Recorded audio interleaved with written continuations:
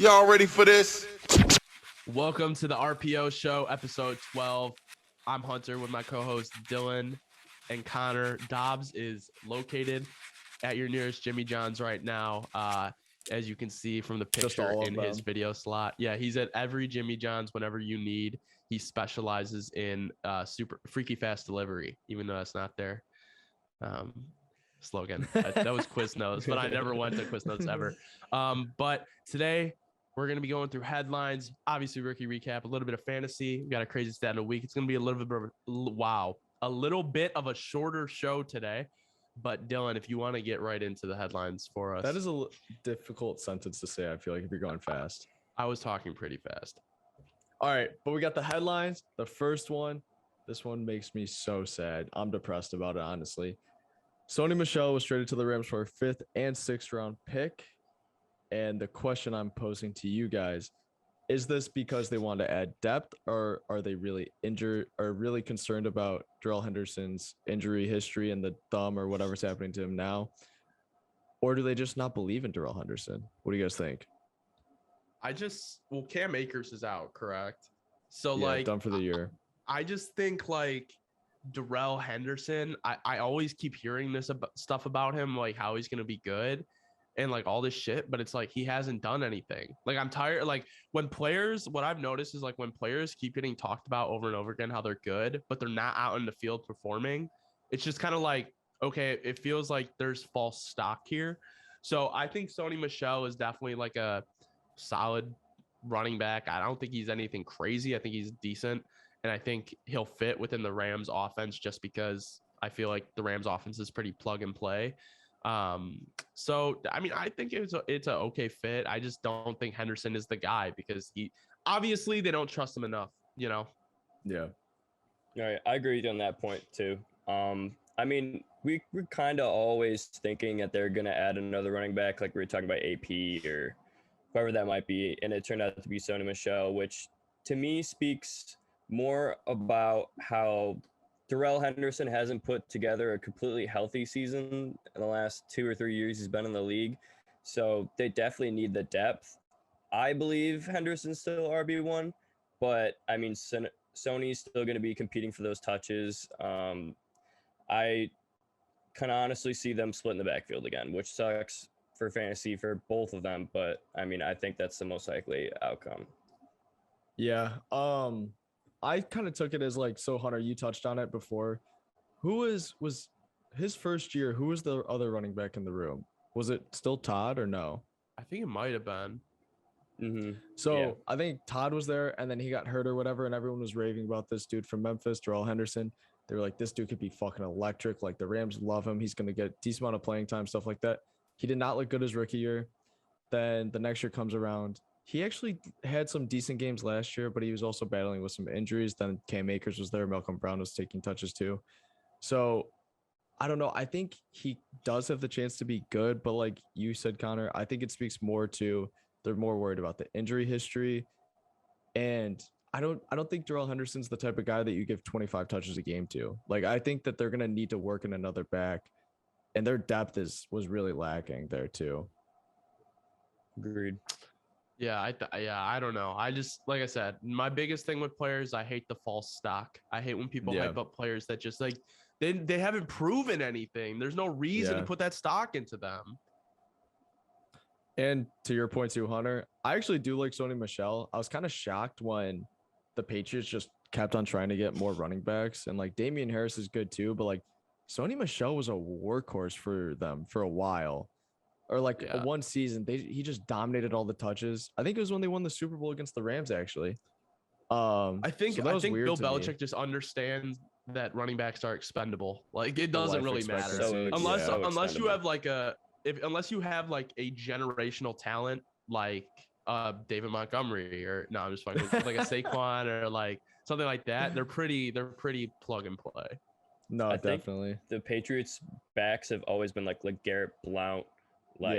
These just average dudes, and then James White. As long as they have their receiving guy, they're gonna be fine. Right. Yeah. All right, we'll move on to the next one though. I believe this was in an interview. Lamar was questioned about if defenses have him figured out or not. And his response was, I strongly doubt it. Are you guys buying this narrative? What do you think Lamar is going to do in this upcoming season? This is probably the stupidest fucking comment about him being figured out. Regardless if you have him figured out, you're not catching him. Like, you're not, like, he's running away. Like, that's the thing, is like, that was the whole argument of like, oh, he runs too much, like he's going to get injured. He's not getting touched. He's not getting injured because he's not getting touched. Like, that's the thing. Like, he's not getting hit every time he runs and all that shit. So do defenses have Lamar Jackson figured out? Obviously not. Like, even in a down year last year, he still had a good year. Like, that's the thing. And like, I think Lamar Jackson is someone that is going to progress his passing game even more. And I think he's someone that his football IQ is getting better year by year. So like, regardless if he's figured out right now, he's progressing as a player, and it's not like they're like stopping him. All right, stop him. Stop the Ravens from making the playoffs, and then they have him figured out. But beyond that, it's a really fucking dumb comment. It's so stupid. I don't understand why he gets these questions and nobody's like, oh, you guys think you figured out Kyler Murray? Like, nobody asks him that. Like, it's only Lamar because of his fucking, oh, he can't pass and that bullshit. But like, I think this has got to be the year where Lamar shows everybody he can be that downfield passer, he can be accurate, and he can do the rushing ability. So like, it frustrates me that he even gets these questions. Like, nobody should be asking that. Whatever reporter did ask that is a fucking idiot. Like, I'm sorry. I just think this is so funny because like, once you break it down and actually go look at like the stats of this, right? So Lamar in his MVP season threw for 3,127 yards, 36 touchdowns. Last year, he threw for roughly 400 yards left, 350 yards less. So like 2,800 around there, and 26 touchdowns. So the really only big thing was like the passing touchdowns. And then you go to his rushing stats, which is a big part of who he is, right? And he rushed for 200 yards less. He was still 1,000-yard rusher as a quarterback, and he had 7 touchdowns last year too. So like, I get it. What other quarterback is doing that? How is he getting? So this is actually my favorite point too that I forgot to mention earlier. But Lamar Jackson's record as a starter: 6-1 his rookie year, 13-2 the next year, and 11-4 last year. He's 30-7 as a starter. He had a little bit of a down year last year, and he still has a phenomenal record as a quarterback. Rushing stats are there. Like, how was he figured out last year even? Like, I just don't get it. It makes, like, you never heard, is Jared Goff figured out? Like, bro, he sucks, and he gets more, and people, like, they give him less shit. Like, it doesn't make any, it makes a little bit of sense. Like, I don't understand it. I think it's stupid, but it's just, like, it's just fucking lame. That is truly lame. All right, we're going on to the next one. First year running back Travis Etienne to undergo foot surgery and is out for not the year, but 12 weeks. So like most of the year. I don't even know if it's worth it rushing it back. What do you guys think about this and the implications on the Jaguars backfield? I have one comment, and I really hope it's not taken the wrong way. This is what you get when you waste a first round pick. And this has nothing to do with the player. I feel really bad for him. It has nothing. But when you draft a supposedly franchise guy at quarterback, and then you take a running back in the first round when you have James Robinson in the backfield already, it kind of feels like just karma for some stupid decisions. Hunter, I was literally going to say the same thing, because I know if Dobbs was here, he would be on this rant so hard. And like, there are so many good players in this draft, so many still on the board, and you draft a running back. Like, I get it, they both played at Clemson together, but what does that do? You basically just threw away a first round pick. They definitely could have got him in a later round. Right. Ugh. Yeah, I mean, maybe. I don't know. I guess because I wonder what the Steelers would have done then if they did not take Etienne. Or was Najee picked? Oh, Najee was picked before Etienne. Okay, never mind. Do you think this is just a conspiracy theory? Do you think T-Law was like, I'm not going to play for you unless you draft my buddy at the end of the round? I don't think he's like that, but I No, think I they don't think did it so to either. like. I think they Be probably kind of did funny it though. just to like.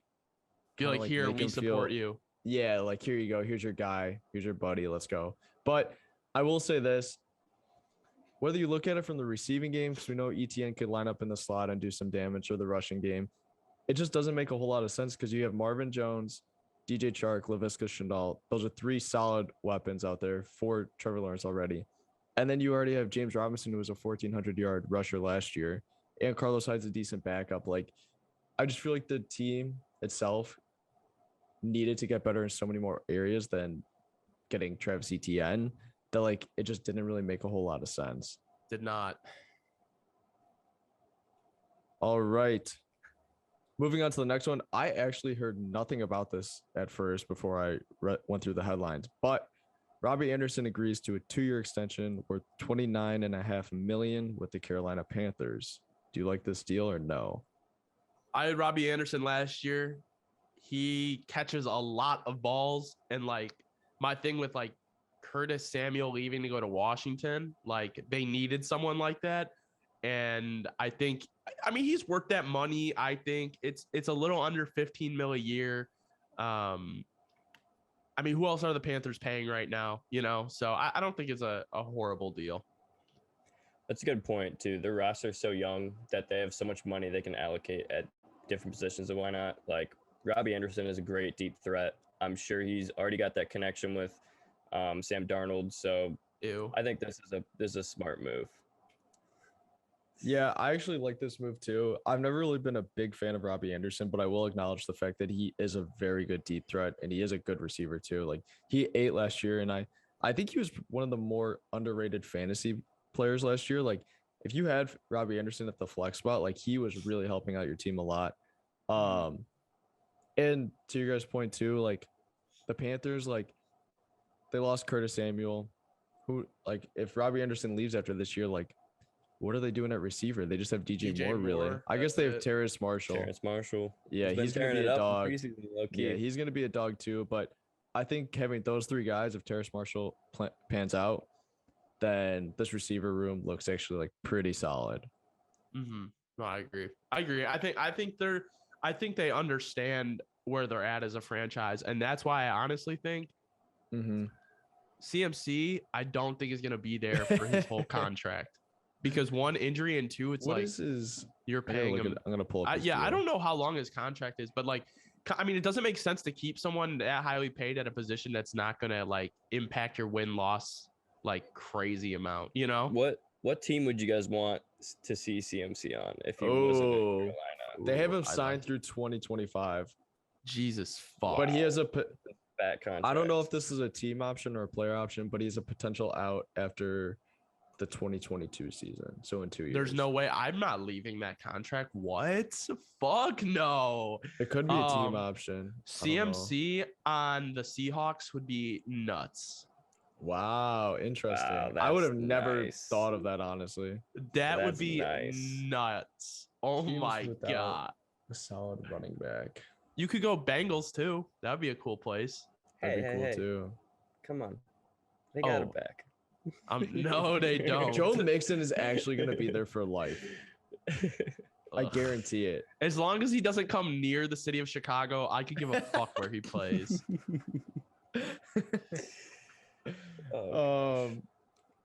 Yeah. Think of a good team.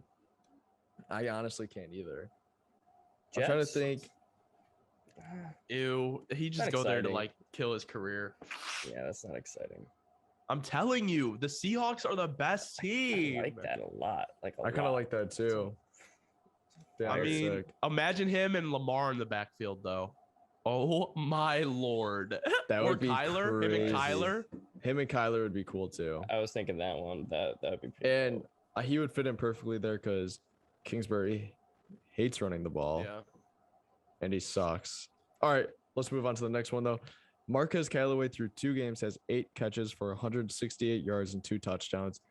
And he's essentially played like 2 quarters of football, maybe less even. Like these numbers are crazy. So listen, I miss Dobbs. I wish he was on a call, but I'm so glad he's not here for this one because he would be gassing this, him up oh so my much. Lord, the mic would be clipping. It would be a 5-minute rant, but well deserved. I'm just glad they got my boy Kevin White in the building for a little bit. But yeah, it looks like he's gonna be like kind of a stud for them, which is good. I need a couple more weapons for Jameis. That is true. Facts. I didn't know this, but apparently last year Marquez Callaway was in the 95th percentile for separation, so that puts him in the same category as Jerry Jeudy, CeeDee Lamb, and whatnot in college. I had no idea that he was that good, and shit, the way he looks right now, like once Michael Thomas comes back, that's a fire receiving group. Like Marquez Callaway is your 2, and apparently the Panthers selected Terrence Marshall 1 pick before the Saints. So if you could just in dreamland right here, imagine Michael Thomas, Callaway, and Marshall in the slot, like that's a fire receiving core that they just barely missed out on. Yeah, I think this is an awesome selection. Like me and Connor were talking about it one day, and Connor's fantasy team in our really big league is lacking a little wide receiver depth. And we were just talking about it. You were just like, I should probably pick this guy up. I think this was after the first preseason game. Carter just dropped him in our dynasty. Stop. That's Look at Connor going to it right now. He's gonna be mad. He's gonna be mad. I told you because he probably was thinking about adding him later. Yeah. But I low-key wanted to put it in the chat to fuck him over. Where's he going? Who did he drop for him? No, Terrence Marshall. He dropped Terrence Marshall. I thought you meant Callaway. No. I was hungry for that. Oh my god. I did see that. Adam. I got Dobbs Adam. Yeah. I have like I said, I got a run on quarterback. So if anyone needs a rookie quarterback, I got 3 of the top 5 picked. Yeah, that's crazy. What was I gonna say? No, Marquez Callaway is gonna be a dog. I also have this weird feeling, and I don't know why. I have this weird feeling that Michael Thomas is like barely gonna play this year. I don't know why. I don't know, man. I just think like I feel like him and Drew were like the perfect combination, and it's just like it just seems like I don't know if he's gonna really mesh with anybody else. Like I think he has to almost damn near go to a new team. Like that's what I'm saying too. I kind of think that's gonna happen. But like, I mean, where if the is he Saints were going? smart, realistically, I don't want to say smart because he could obviously still be a huge contributor for the Saints, but it's like this weird, I don't know, it feels weird. I feel like his time in New Orleans is done almost. Michael Thomas to the Patriots. That would work well. That would work really well. They literally only run slants and shit like that. I'm literally on fucking fire with these predictions today. Holy shit. Mac Jones to MT. Let's go. Oh my God. Oh, I thought of another one. Herbert and CMC. Replace Austin Ekeler. So I was actually thinking about that, and then I remembered Ekeler was there, and I was like, yeah. Did you guys see what Ekeler said, actually? We could use this as a little transition. What did he say? Oh, fuck. Let me pull it up. Gotta go to Twitter real quick. Look at him. He said, do you know what he said? And then he's like, all right, I gotta look it up. I'm getting the exact quote. He basically said it's his breakout year. It's Ekeler. It's his Ekeler? own breakout year. He said that for himself. He said something about, I can't fucking find it. He said, if I were in fantasy football, I would draft myself #1 overall because this is going to be my breakout year. I'm finally healthy. Something along those lines. Watch him. Connor's just hyped because he has him. I took him so high too. I reached on him so You were 3, high. right? 2? Oh, 2? I reached on Ekeler this year. God. Hey, bro, if he says take him overall #1, that's what I'm gonna fucking do. Dude, honestly, Let's go, Austin. You definitely reached, but I don't hate it because, I mean, I think you had to have owned Ekeler before to really understand it. Like when I had Ekeler the first year that he broke out when Melvin Gordon was on his bullshit in San Diego, and it was awesome to have. It was so cool. He's a PPR. Yeah, he's just a PPR monster. Oh, man, all right. How did I not see that quote? You got me worked up right now. How do you not see that? That's your guy right now. I know. I gotta follow him on Twitter. Next headline, we got Teddy Bridgewater being named the starting quarterback for the Broncos. Hunter, go ahead. I have been talking about this since the first couple RPO shows when we were doing the armchair GM. I said, if you want to roll the dice, put in Drew Lock. If you want to develop your young players on offense, play Teddy B. Someone made an interesting point that Fangio might be on the hot seat, and this is a safer route to get 7, 8, 9 wins to keep your job. Kind of agree with that, to be honest. But I'm rolling the dice with Drew Lock, to be honest, because it's just like once you bench Drew Lock, you're kind of once you bench Drew Lock, you're not putting him back in. You can bring in Teddy Bridgewater at any time, and it's not going to shake his confidence. Drew Lock said he's confident as ever.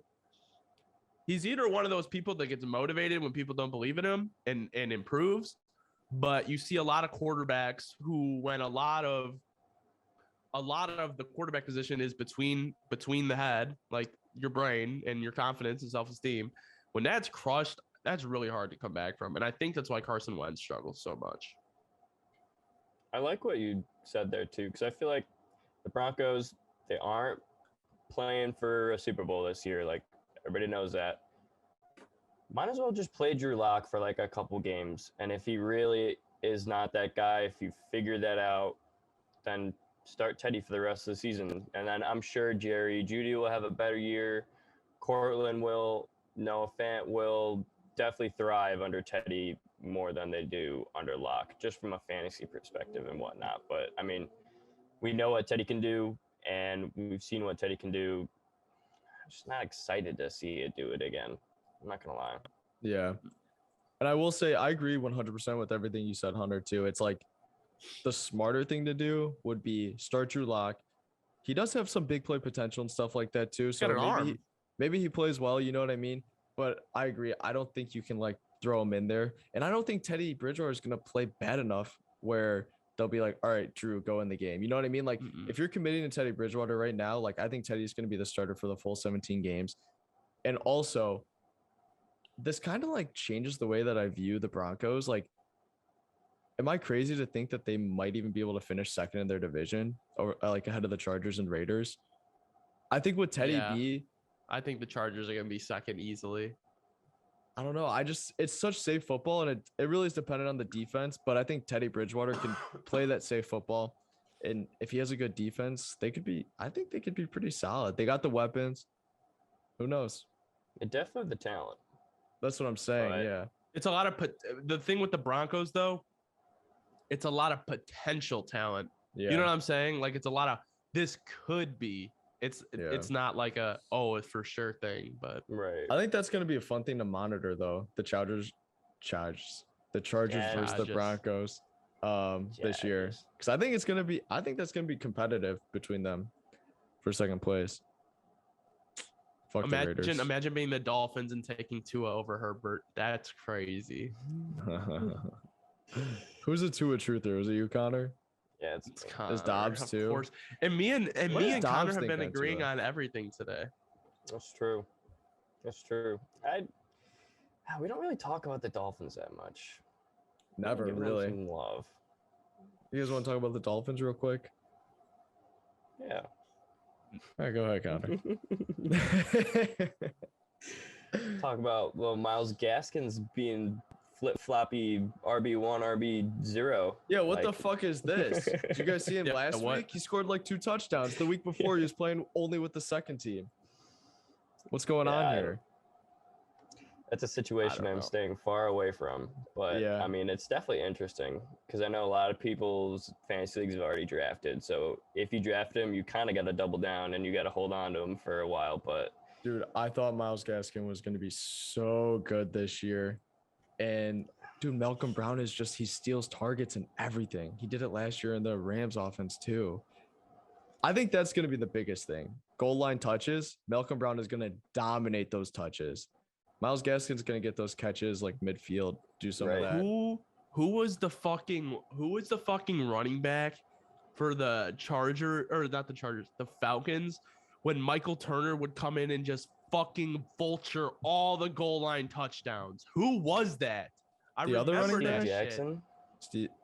Yes, I think bro, Yeah. Michael Turner would come in, unless I'm getting the years or the team wrong. But I know think you're Michael right. Turner would just come in and vulture every fucking thing. Michael Turner was primarily the lead back for the Falcons, if I'm correct. Maybe I'm thinking of the Chargers. When he It was could on the be. Chargers. It could be with LT because Michael Turner would low-key come in and snap sometimes. Okay, I think I knew it was Michael for the Turner, but Chargers. I felt like I had Connor's the like, team fuck wrong. no. I'm gonna go pull up these stats actually. Fuck, it's something in the Michael Turner era when someone I remember. Mike Tolbert. No, fuck. It Fucking was like love Mike it was a Tolbert. guy. It was He was a a guy little who, snake, bro. It was a guy who was a second stringer, and then he went to another team after and was like a starter because he played so well. Do you know how, bro? Holy fuck. So, shout out Michael Turner, obviously, because he's an NIU guy. He fucking went crazy at NIU. And then he's behind LT. Bro, his first year in Atlanta, guess how many yards he rushed for? How many? 1,700. Damn. 1,700. Yes, he was a stud for a little Oh my bit. god. And 17 tutties. What the fuck? That's a He's crazy ass good as year. fuck, dude. He was. Did they like cut him after that? They cut him after a very good year. I think. Yeah, I don't know. Not have been that one, but Oh, he's got the Jesus Michael Christ. head fucking ass. Let's go. That is a one of a Damn. kind jersey. That jersey's a little tight, bro. This one. It rides real high on your arm. It's a youth medium. Oh my god. Yeah, yeah. All right, let's move on. We got our next headline. Connor, I'm gonna let you take this one. And my computer's about to die. But Carl Lawson is out for the year with the ruptured left Achilles. Ugh, this one, Dobbs, man. We needed Dobbs guy. for this one. For real. Yeah, I know he'd come in hella passionate, and I'm just a sad take guy right now. This sucks. You know, Robert Saleh, great What a defensive sad line take, coach. Oh, I'm so sad right now. Like, Carl Lawson is so underrated. Finally, with a good defensive-minded coach. The rest of the D-line is great, too, so it's not like he's going to see double teams all the time. Carl Lawson was going to wreak havoc this year. And season injury, like, come on, man. I love it that Dylan just knows who to pass certain takes off to.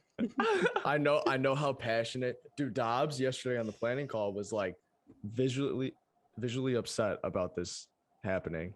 Yeah, he was. It was like personally hurting him. But yeah, no, Carl Lawson would have been a great addition to that defense. You're right with Salah, that would have been an awesome combination too. Looks All like right. the Dirty C has an up on the Hot Jets. I can't really clap about You that know, though, because it's an injury. I'm just but saying. I'm just saying as a siding thing, we do there. It's a disadvantage, not an advantage. But yeah. I will say this: we low key. I really want to do like Dirty C, like the Dirty C versus the Hot Jet. Like I want to make that a segment every week and then do a graphic for it. And then each year we just pick new teams to champion. I love that. I love That that. would be like we just I think that's argue sick. why the Dirty C is a better team than the Hot Jets. Yeah, I'm with it. Wait, do they play I'm this year? so they play, down. right? They do. Oh my Oh god. That's gonna my be electric. Lord. Halloween. Oh my. We all have Electric. to watch it together. Facts. That's gonna be we'll so live cool. stream the game. Oh my Lord. All right. Moving on, our last headline of the day. We can just go very briefly over this, but a weird headline came out just a couple days ago now. Dak Prescott, quotes, may not be 100% all season. To me, personally, I took it as he's still going to play, but he won't be at 100%. Not that, like, he's not going to play, like, the entire season. I don't know. It was worded weird, and yeah, but what do you guys think on this? I think this is 100% a business comment. He's coming off a torn ACL, right? Yes. No, it was was like an something. It was like his ankle. Like, he- Achilles. No, the scar's on the right side of his ankle, so it's got to be. I he know it just was like an fractured ankle. his ankle really bad. I think. Yeah. I think Okay, something okay. like that. Okay, so anyway, this is a business comment. if I'm coming off a huge injury, even if I'm 100%, I'm going to be like, yeah, I might not be 100% all year. Because then if he doesn't play well, they can be like, well, he wasn't 100%. Like, he knew that. But if he plays well, then they're like, holy fuck, this guy just came back. Like, this is a win-win statement. Like, this is 100% a business comment. He's setting himself up for that comeback player of the year award pretty nicely with this. I'm not 100% comment. Yeah. We know you're fucking lying, Dak Prescott. We know you're healthy.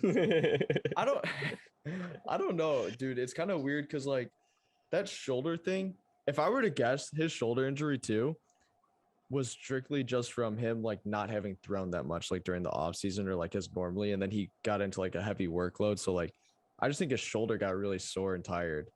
But yeah, I don't know. Hunter, you're right. Teams do that all the time. They try to like downplay it and stuff like that, and then they come back and they play amazing. They're like, holy shit. If you're Jerry Jones, are you giving Dak Prescott that money after he injured himself? Well, they did already. Right? But I'm saying, like, let's rewind it. You're in their position. I don't think I am, bro. I just Dak Prescott is a good quarterback. He really is. But injury prone, they just haven't been able to get it done. And there's just too much money allocated around in the wrong areas. They're not going to be able to make a huge run. I think you have to start new. I don't know. I would not have given him the money. Yeah, not that he doesn't deserve it. I just think it's a situational thing. Yeah. I don't know. I don't know what I would do, honestly. It's tough because obviously you have to pay all the other guys too. Because it's like he's a good player, he deserves the money, but like in that situation, like you're kind of like fucking yourself for a couple years. So personally, I think I actually would, just because I know that the quarterback position isn't as reliant on like the body. Like obviously it's important, you want to be athletic and stuff like that, but if you talk to the doctors and they say he's going to make a full recovery, like he's going to be fine and stuff like that. Yeah. I would wait until I saw him play again probably and make sure though. Yeah. But like if Zeke had an injury like that, probably not. Like a wide receiver even, like probably not, because that's really sketchy. Yeah. But I think Cam quarterback. Newton, yeah. Cam Newton's a proven thing that it's not about the body at all.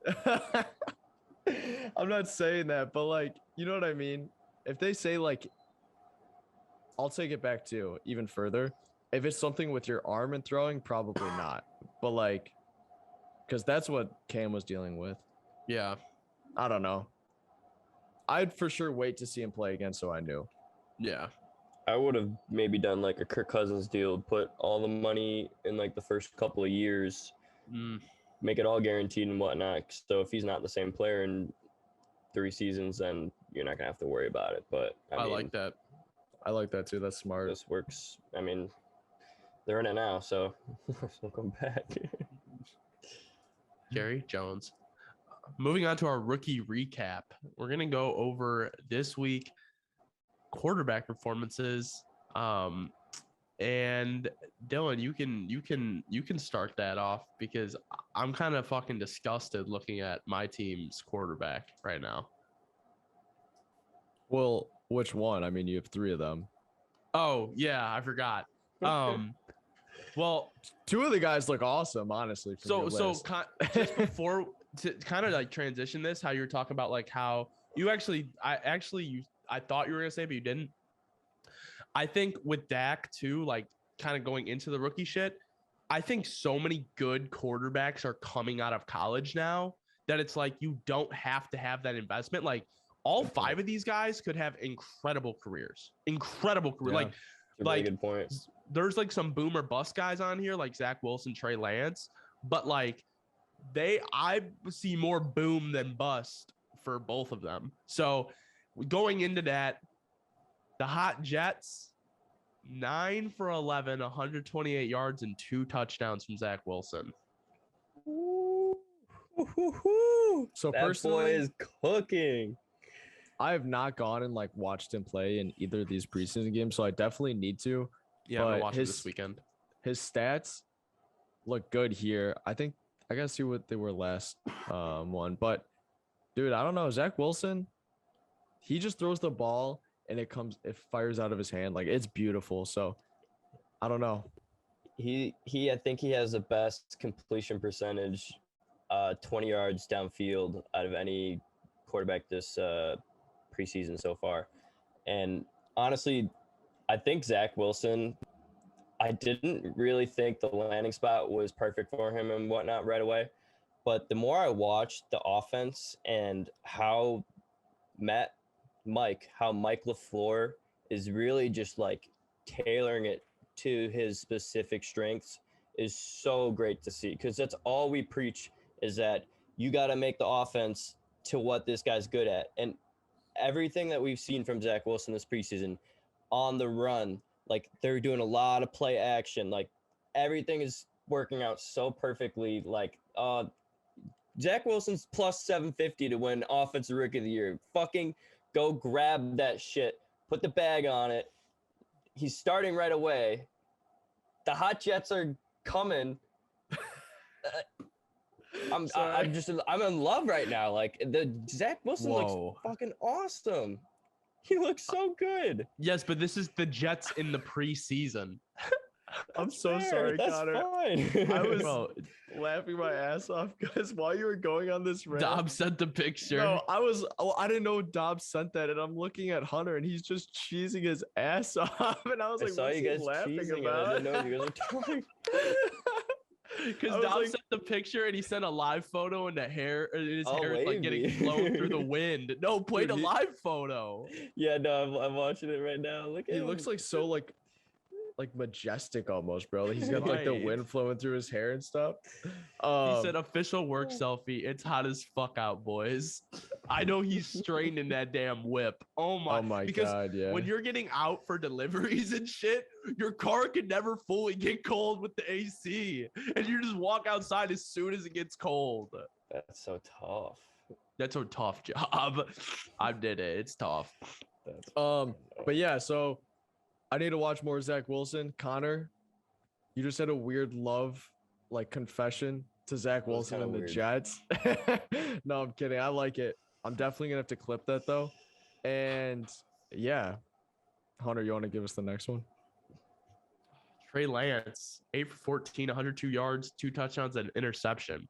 So what I'm seeing is Trey Lance just seems like a really like if it's not a 10-yard pass, like he's not throwing it type shit. Like, not that I've really watched, but just looking at I haven't really watched Trey Lance that much, mostly because I pretty much only watched Bears preseason, but I should be watching more NFL preseason.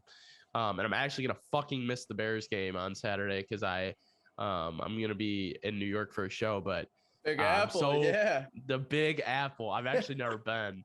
But it's just like, if you look at his stats, like, that's over 10-yard average. And I remember last time it was like way over a 10-yard average. And I know it's preseason, but it's like, I mean, he's looking like he's going to be really good. I think about the main thing with him is like just cracking under pressure. Like when it gets like really complex, like that's what I am worried about. You're right to be worried about that too, because I think he's had one of the most big time throws in all preseason, like the highest number of that, but he's also had like one of the highest numbers of turnover worthy plays. So I think Lance is going to be a project, which is what we all kind of thought before the draft too. But you know, I think if Shanahan has enough time to gear him up for the season, even during the season, then I think year 2 Lance is going to be a lot more different than year 1. And I think that what we're seeing right now is just confirming what everyone already thought previously. Like Jimmy Garoppolo should be the starter for this entire year almost, I'd say. Like we saw Trey Lance in the first game, he made that beautiful pass downfield. Like it was an incredible throw. But then you watch like the rest of the snaps and even last week, and like he struggled a little bit with like the reads and stuff. Not a good completion percentage, the interception there too. Like he needs time to like digest this offense, get situated in the NFL. He's incredibly young. He's a great talent. I just think it's going to take a little bit longer. And something I also want to note is it's in a different respect, but like I think if Mac Jones went to another team, like he'd be a very average quarterback. Like he'd be good. 100%. I think on the Patriots he's going to be a stud. I don't like if Trey Lance went to any other team. I think he busts. Like I really do. I agree. Like I don't No, think I I agree think with that without too. Shanahan, the line and like the whole system, like he literally has to work in this offense, or else I don't think he can function in the NFL. I just like That's a can't really good put point. like enough emphasis on that too, Hunter. Like a great example for me is like Jared Goff. Like if Jared Goff gets drafted by any other team, he's probably gonna be pretty bad. You know what I mean? Like, and Sean McVay and the Rams went to the Super Bowl with him. Like he didn't play great, but they still went to the Super Bowl with him. Like, I just think he would have flopped way earlier than he did too. Like, I can't say it enough, and I hate saying this because I don't want to take away from like what the players do, but like, such a big part of it is your team, the coaches, and stuff like that too. So it's gonna be very telling in Detroit. Yeah, I agree with that. Next, we have Justin Fields, who went 9 for 19 and 80 yards. And I want to preface this. This is not Fields' fault. Nagy is a shit fucking coach and needs to go. And you know what, bro? I'm just going to do this now because I'm fucking sick of it. I am so sick of the bullshit. I watched that Kyle Brandt clip. I could not agree with him more. Andy Dalton is just not good. He's not good. He is not good. You are literally delaying the inevitable. You are delaying the inevitable at this point. Fields is not getting reps with the ones. Why? This is the time to do it. Why? Why is he not doing that? It makes Andy Dalton, I'm sorry, he sucks. He sucks. Justin Fields should be playing all the time. He should be getting all the reps. You are delaying the inevitable and potentially screwing yourself because if you put in Justin Fields and he's not fully prepared, which I think he is because he's a stud, and he's not fully prepared, that literally works less on you. Because if you put him in week 2, week 3, that extra week is really going to make all that difference. Like that 1 week is going to make all that difference. Like Nagy is somebody, in my opinion, who he thinks he's smarter than everybody. He's super stubborn. He's a fucking idiot. Nagy is an idiot and needs to. No. He doesn't. Yes, he does overthink everything. Him and Pace both. He needs to relinquish play calling duties. I'm sorry. He is a Mitchell Schwartz said it the best. He was like, if you can't judge a person in preseason or training camp, then you have a fucking issue. And someone also made a good point. Nagy literally said, like, yeah, the system's complex. Like, we're in year 3 or 4 or whatever. Like, this is when your system should not take that long to understand. If it's taking that long, it sucks. Connor, you want to follow that up? It's literally the thing of he's pointing the finger at everybody else instead of looking in the mirror. What a fucking idiot. And he looks like a garden gnome, bro. A bald-ass garden gnome. I do agree with you on a lot of those things, and then I disagree on some. But I think we've been Nagy so truther. back. I'm always going to be a Nagy truther. He was coach of the year with Mitchell Trubisky. You know, you can't overlook that. But Vic Fangio. Well, yeah, that was definitely a very large part. That defense bailed him out of so many games. That was definitely a very large part. But I mean, I think that the offense was still doing very well with Trubisky, even though like 6 tutties against the Bucks. Yeah, like that. Something's going right. Wild. But I think you're so right with this Justin Fields thing. Like, we can't really tell how good he is because he's playing with scrubs right now. Like, you can try to imagine if Allen Robinson is running these routes, if Cole Kmet's running these routes, if Mooney's going to catch that ball or whatnot. But, like, that won't get you very far. And honestly, right when he got drafted, I think, Hunter, you and I both said Justin Fields should start right out of the gate. And we kind of went back and forth on that. We're like, oh, maybe Nagy's doing the right thing by waiting and whatnot. But another point you made earlier is that the quarterbacks nowadays are coming out way more NFL ready than they ever have in the last 5 years. I think the Mahomes model was 3 or 4 years ago. You've seen guys, Justin Herbert, come in and just kill it right out of the bat. Justin Fields, we know, is better than Andy Dalton. And yeah, you're going to not play in week 1 because we're playing the Rams. Fine, I get that. But if Justin Fields is not starting week 2, I'm sorry, and Nagy, I got your back for a long time, brother, but I don't know how much longer I can do this, bro. All right. I can't do it much longer, dude. Are you guys ready for my take? No. Yeah. I'm actually the same way as Connor. I agree with some parts you said, Hunter, and other parts not. But to me, again, like you guys were saying, Nagy overthinks shit. Like he is over analyzing it. He's overthinking it.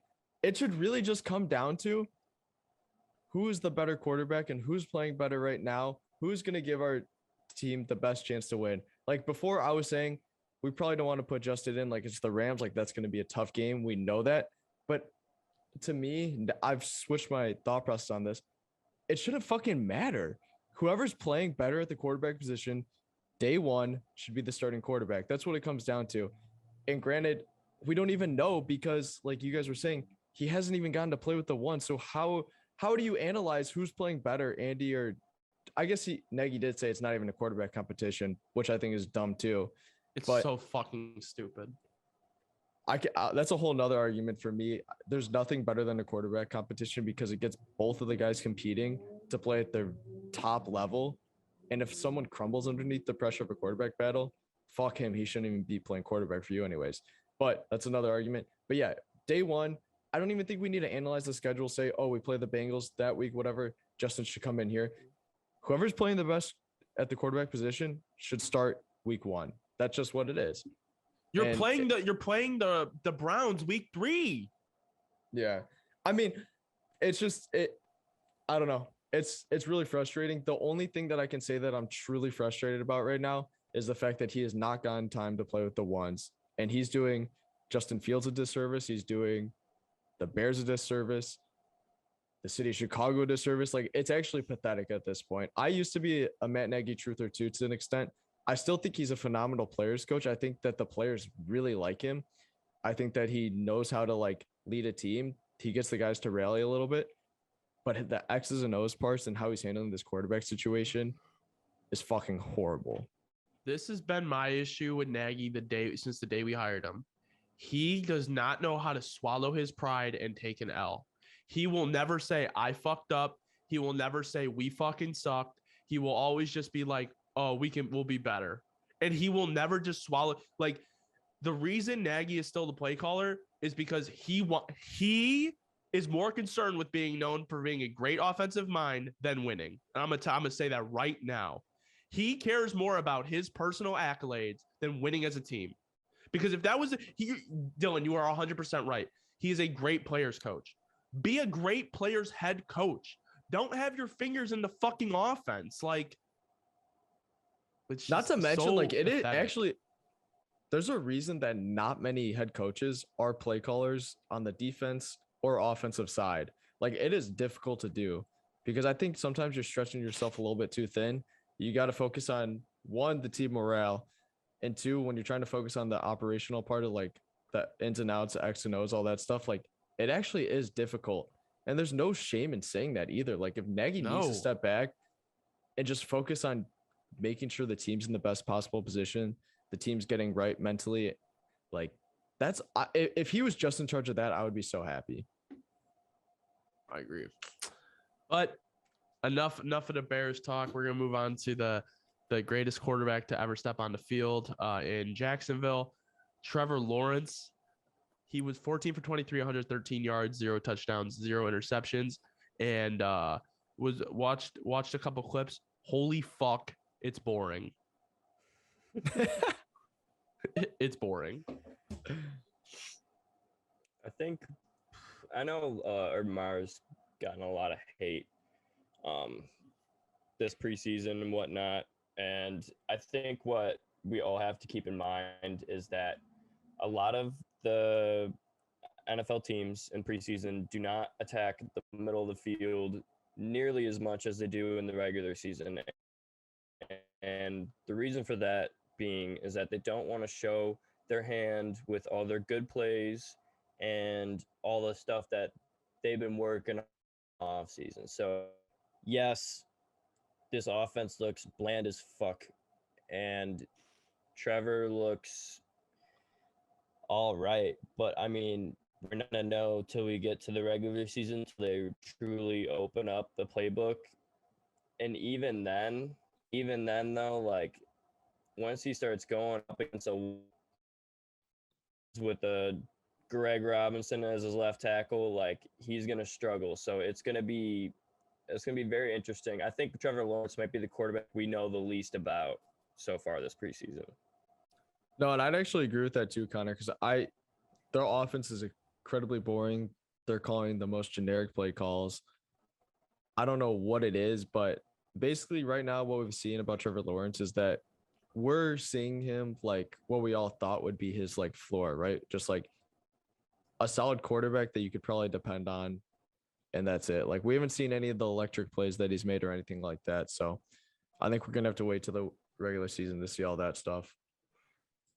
Finally, going into the best quarterback to ever set foot in New England in 2021, Mac Jones, 13 for 19, 146 yards, very New England-esque quarterback. I like the stats. I think he's going to be really good. There's really nothing special to say. He just looks like he is NFL ready. NFL ready, like.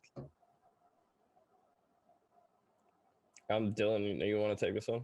Yeah, let's go. Mac Jones is going to be so fucking good. And I'm proud to say it. I've been saying it all offseason too. I was saying if he went to the 49ers, he'd be a good quarterback. Anywhere else, he'd be pretty average and maybe even like flop really fucking hard. But the Patriots, I really didn't anticipate getting him all the way at like 15 or whatever it was. And he is definitely the Patriots are the other team that he would do well on. And I'm happy that he's there. I think he's going to be a good quarterback. He should probably start week 1 over Cam Newton, although Cam has actually looked better than I think people thought he would look in the preseason. But Mac Jones is such a New England quarterback. He's just going to dink and dunk, and he throws the ball actually harder than a lot of people think he does. Like, he can zip it in there. So, yeah, let's go Mac Jones train, baby. Let's fucking ride. Is New England kind of a likable team now, or no? I think so. I used to not like him. I kind of like him now. They were so hateable before. Oh, my God. Yeah, they kind of, I don't know. It was just such a weird, just arrogant thing. They're good every fucking year. Like, yeah. I think it was more the fans than the actual team. True. Because Boston fans can be a little bit much. But we're going to go into fantasy. We have a short fantasy segment. We're going to go through the risers and fallers of preseason. So, Dylan, you want to go first? Yes. So, my riser through the preseason is James Robinson. Not necessarily by anything that he's done, but Travis Etienne is out for 12 weeks. That means a lot more touches for James Robinson, a lot more opportunity for him. He was a 1,400-yard rusher last year. Like, he is a good back. We know that. The Jags offensive line is pretty solid still, so he is my riser and my faller. I'm so upset about him because I have him in 2 leagues. And Darrell Henderson, that thumb injury, not looking great. The Rams just traded for Sony Michel, like we already touched on earlier in the show. The touches, down. Connor, your risers and fallers. All right. Okay. I'm gonna go. My riser is Corey Davis. Shout out the Jets. This comes as no surprise. Last preseason week, he ran 7 routes and was targeted 6 times, and that's a fucking crazy target share. As we know, fantasy is just opportunity, and Corey Davis looks like the Western Michigan Corey Davis top 5 pick that we saw a long time ago. So he's got Zach Wilson back there. Expect great things out of Corey Davis. I have Elijah Moore in like every league, so I can't really pick him up. But if I didn't, and you don't, go grab him. My faller is Cole Beasley, man. You know, that guy just doesn't want to get the vaccine and, you know, might not be playing too often. So he's definitely going to fall down some boards. I actually think Corey Davis is really good. I just think like he was overshadowed by AJ Brown last year. Like that's honestly what it was. Like I thought he was like still a really good receiver. When AJ Brown was hurt, I think, or he missed a few games early on, like Corey Davis actually played really well. He's a good receiver. I just think, like I said, he was overshadowed. I think he's going to excel in that Jets offense, but I agree. So going into my risers and fallers, this one's a little biased, but Rodney Adams. This kid is a stud. Rodney Adams is a stud. We cut Javon Wims. Rodney Adams had a fucking catch of a lifetime from Andy Dalton of all people. I'm so glad he's on the team. Like the Bears wide receiver room, I love it right now. I love Daz Newsome. I fuck with A-Rob, obviously. Darnell Mooney's one of my favorite players. Fucking Riley Ridley, we'll see. But my thing is, like, for that fifth or sixth receiver spot, I would love to have someone like a Rodney Adams where you're cheering for him instead of like, oh, I dropped a fucking wide open pass in the touchdown kind of guy. So he is my riser, and my faller is Javon Wims. No, I'm just fucking with you. My faller is Cam Newton, because Mac Jones come for that spot. Cam, you better find a new home, because I've been saying it for years, and I'm sorry. I don't care if you call me a hater. Cam Newton has not been a starting quarterback in the NFL for years. Maybe he can go find a spot with the Lions. I mean, that seems like an expectable spot for him. Cam Newton, Jared Goff can compete for the starting role, and there we go. So that's my faller. Who's ready to get crazy? I'm ready to get crazy. Let's go. Let's get crazy. Let's go. All right. So this player owns the top 3 spots for tackle for losses, 39, 29, and 29, all in 2012, 2014, and 2015. One of the best defensive players in the league at this time. 39 tackles for loss is just absolutely insane.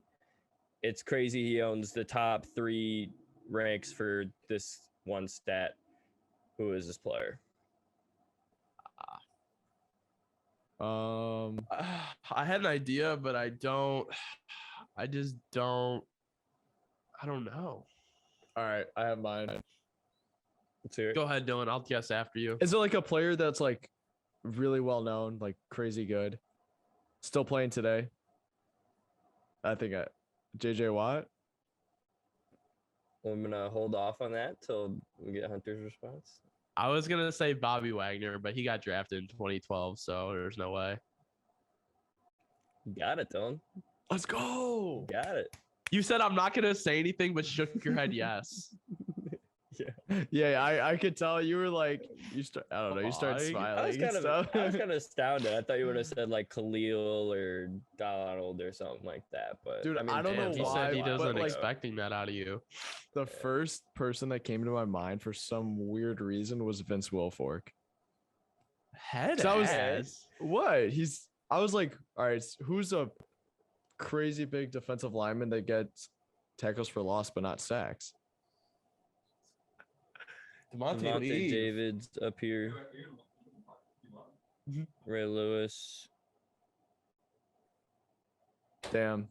Let's go. Yeah. Let's go. Back to what back. A crazy answer. Back to back. What a crazy answer. What a crazy answer. Fuck, that's crazy.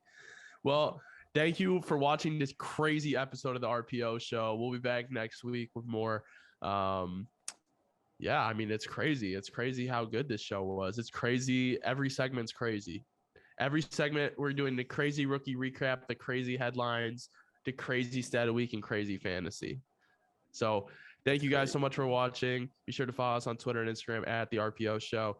Be sure to subscribe on YouTube. Leave a like, comment. It really helps us grow our platform. So thank you guys for watching and supporting.